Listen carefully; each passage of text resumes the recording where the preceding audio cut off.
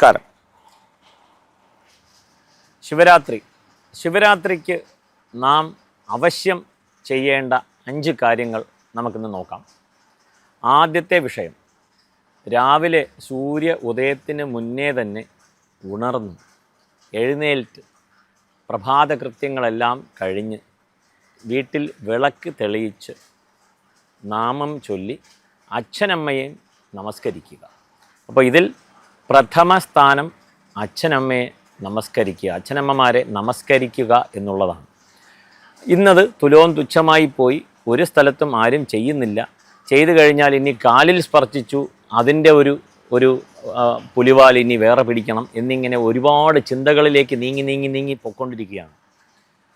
അച്ഛനമ്മമാരെ എന്തായാലും അവർ തന്നെയാണ് ദൈവം. മാതൃദേവോ ഭവ, പിതൃദേവോ ഭവ, ആചാര്യദേവോ ഭവ, അതിഥിദേവോ ഭവ എന്ന് പോകുന്നു, ഉപനിഷത്തുകൾ പറഞ്ഞു തരുന്നു. നാം അത് ശീലത്തിൽ കൊണ്ടുവരണം. ഇനിയെങ്കിലും നമുക്ക് ശ്രമിക്കാം. ശിവരാത്രി ദിവസമെങ്കിലും, അത്രയും പുണ്യ ദിവസമായ ശിവരാത്രി അന്നേ ദിവസം രാവിലെ നാം ചെയ്യേണ്ടതായിട്ടുള്ള ആദ്യത്തെ കാര്യം അച്ഛനമ്മമാരെ നമസ്കരിക്കുക എന്നുള്ളതാണ്. രണ്ടാമത്തേത്, ഇതിനോടുകൂടി തന്നെ നമുക്ക് ചേർത്ത് വായിക്കാം. വീട്ടിൽ വിളക്ക് തെളിയിച്ച്, അതായത് കിഴക്കും പടിഞ്ഞാറും 2 തിരി ചേർത്ത് വെച്ചിട്ടാണ് ഒരു ജ്വാല, അങ്ങനെ ഒരു കിഴക്ക്, അങ്ങനെ പടിഞ്ഞാറ്. സാധിക്കുന്നവർ ഭദ്രദീപം തെളിയിക്കാം. കിഴക്ക്, തെക്ക്, പടിഞ്ഞാറ്, വടക്ക്, കിഴക്ക്, അങ്ങനെയാണ് അതിൻ്റെ ക്രമം. ഭദ്രദീപം എന്ന് പറയും. അങ്ങനെ വിളക്ക് തെളിയിച്ച് പൂജ ചെയ്യാൻ സാധിക്കുന്നവർ പൂജ ചെയ്യുക. ഇല്ലെങ്കിൽ നാമജപം, നമഃശിവായ ശിവശ്ലോകങ്ങളെല്ലാം തന്നെ ഇന്ന് യൂട്യൂബിൽ ലഭ്യമാണ്, PDF ആയിട്ട് ലഭ്യമാണ്, മലയാളത്തിലും ഇംഗ്ലീഷിലും സംസ്കൃതത്തിലും എല്ലാം ലഭ്യമാണ്. അത് ചെയ്യുക. അത് നോക്കിക്കഴിഞ്ഞാൽ നമുക്ക് ലഭ്യമാണ്, നോക്കി വായിക്കുക. ഇല്ലെങ്കിൽ തന്നെ അത് നമുക്കിന്ന് യൂട്യൂബിൽ പ്ലേ ചെയ്തിട്ട് അതിൻ്റെ കൂടെ തന്നെ നമുക്ക് പറഞ്ഞു പോകാം എന്നുള്ള ഒരു രീതിയും നമുക്ക് അഡോപ്റ്റ് ചെയ്യാം. അങ്ങനെ ഈ ഒരു 2 കാര്യങ്ങൾ, അച്ഛനമ്മമാരെ നമസ്കരിക്കുക, വീട്ടിൽ വിളക്ക് തെളിയിച്ച് പൂജ കഴിക്കുക. മൂന്നാമത്തെ കാര്യം, ക്ഷേത്ര ദർശനം. ശിവക്ഷേത്രം ഏവർക്കും അറിയാം, അതിനെക്കുറിച്ച് പറയേണ്ടതില്ല. ശിവക്ഷേത്ര ദർശനം നിർബന്ധമാക്കുക. അന്നെങ്കിലും നാം നമ്മുടെ മനസ്സ് ശുദ്ധീകരിക്കണം. ശരീരവും മനസ്സും ശുദ്ധമാകും എന്നുള്ളതിൽ തർക്കമില്ല. ആ ശിവക്ഷേത്രങ്ങളിൽ പോകുമ്പോൾ അവിടെയുള്ള ഒരു വൈബ്, പോസിറ്റീവ് എനർജി ഉൾക്കൊള്ളുവാൻ ശ്രമിക്കുക. ശിവക്ഷേത്രത്തിൽ പോയി കഴിയുന്നത്ര പ്രദക്ഷിണം ചെയ്യുക എന്നുള്ള ഒരു വിഷയം ഇവിടെ സ്മരണീയമാണ്. ഏവരും ചിന്തിക്കണം. ഒരുപാട് നേരം പ്രദക്ഷിണം ചെയ്യുക. 3 പ്രദക്ഷിണം ചെയ്താൽ മതിയോ, 12 വെക്കണോ, അങ്ങനെയൊന്നുമില്ല. അങ്ങനെ ഒരു കണക്കുണ്ട്.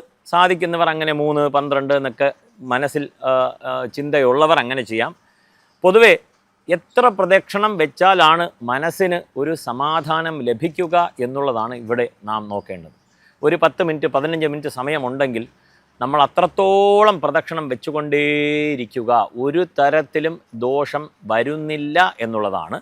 സമയപരിധി പല സന്ദർഭങ്ങളിലും നമുക്കൊരുപാട് പ്രദക്ഷിണം വെക്കാൻ പറ്റാതെ വരുമ്പോൾ നാം ചെയ്യുന്ന പ്രവൃത്തിയാണ് ഗണപതിക്ക് 1, വിഷ്ണുവിന് 4, ശിവന് 3, പൊതുവെ എല്ലാ ദേവതകൾക്കും 3 എന്നുള്ള ക്രമത്തിൽ വരാനുള്ള സാധ്യത.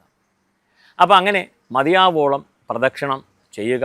ശിവക്ഷേത്രത്തിൽ പോയിട്ട് നാമജപം, നമഃശിവായ, പഞ്ചാക്ഷരി, ശിവ അഷ്ടോത്തരം എന്നിങ്ങനെ ജപിക്കുക എന്നുള്ളതാണ് മൂന്നാമത്തെ വിഷയം.